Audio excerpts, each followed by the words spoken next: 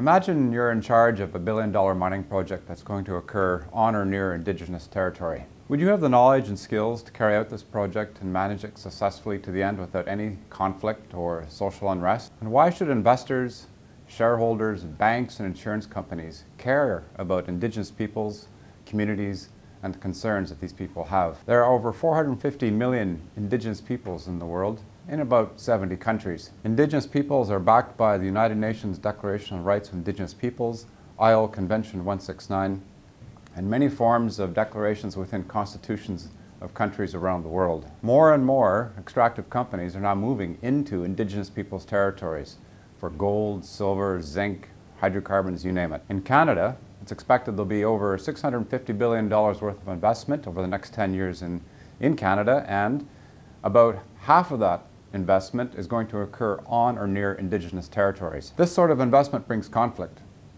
One example in Canada is the Northern Gateway project, which is going to take oil from the tar sands of Alberta through to the BC coast and on to China. But there are ways of getting through these conflicts, and John Ruggie, who is the UN Rapporteur on Business and Human Rights, did some amazing work a few years ago to address these concerns. As part of his studies, he calculated that when things go wrong for extractive companies, 80% of an asset manager's time can be devoted to conflict resolution.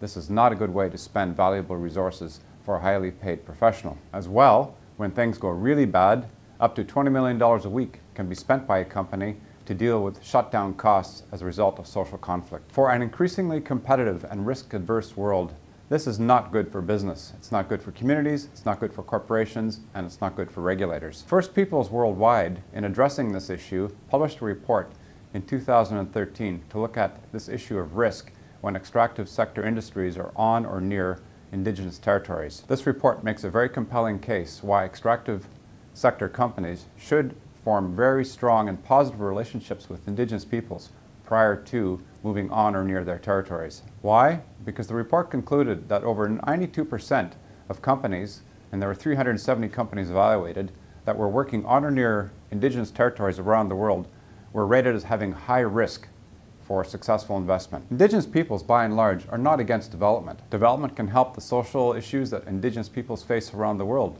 from poverty, education, and health, and so on. However, development needs to be done today with Indigenous peoples that takes into account the cultural, land, spiritual, and many other elements of Indigenous cultures that have not been thought of in the past. Impact assessment and strategic environmental assessment is a tool that can be used by regulators, companies, civil society, and Indigenous peoples themselves to make development practices more sustainable on Indigenous peoples' territories and lower risk for the investors. IAIA is now developing a fast tip on Indigenous peoples to show the IAA community how we can advance impact assessment and the aspirations of Indigenous peoples by using impact assessment in a more sustainable way as a risk analysis and a risk evaluation tool for the extractive sector. My name is Peter Kroll. I'm a geologist, and I've recently retired from the Canadian government, where I worked for 32 years.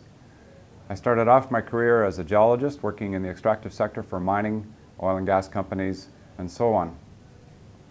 For the last 25 years of my life, I've devoted my career to the practice of better projects through impact assessment and strategic environmental assessment.